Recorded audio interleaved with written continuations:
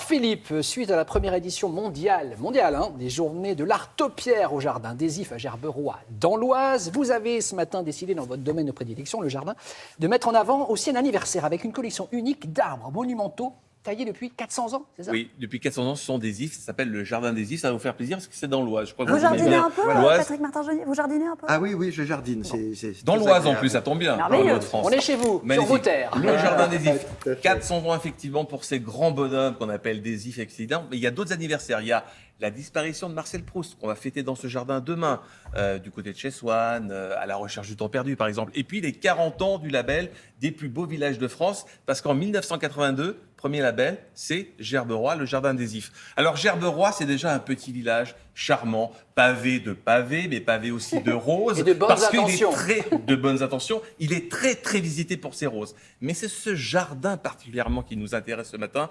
Vous allez voir, il n'y a pas que des ifs. Regardez.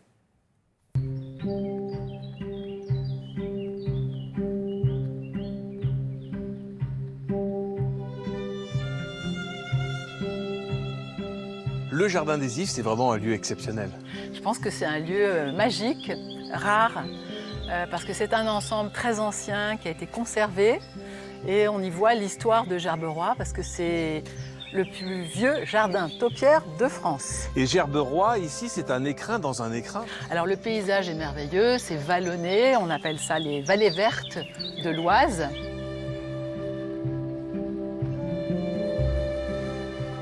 Les personnages du jardin sont quand même ces ifs plus que centenaires. Oui, c'est des personnages très vénérables. On pense qu'ils ont entre 350 et 400 ans, surtout pour les deux grands, ça c'est les plus vieux. On les appelle les ifs chapeaux, ifs cloches. Et puis alors, le chouchou du jardin, c'est la grotte végétale qu'on appelle l'if igloo.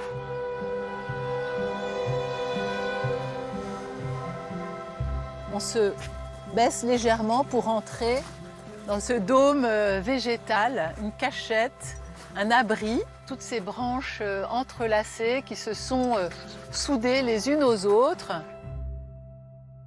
Alors comment ça se taille ces ifs? Notre jardinier grimpe à l'intérieur des ifs jusqu'en haut et il taille pour réaliser un arrondi parfait.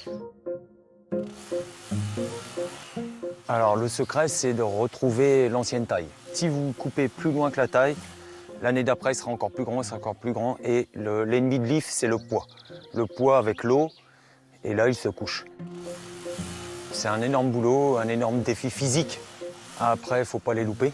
Et l'important, c'est surtout commencer par le haut. Tout le monde n'a pas la chance de tailler ce genre d'arbre. Il faut faire attention, c'est une vieille personne, hein, et il faut en prendre soin.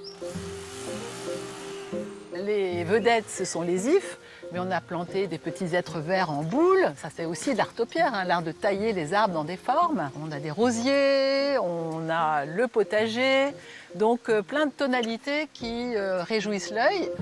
C'est un havre de paix, c'est comme une oasis, en fait, dans notre monde troublé.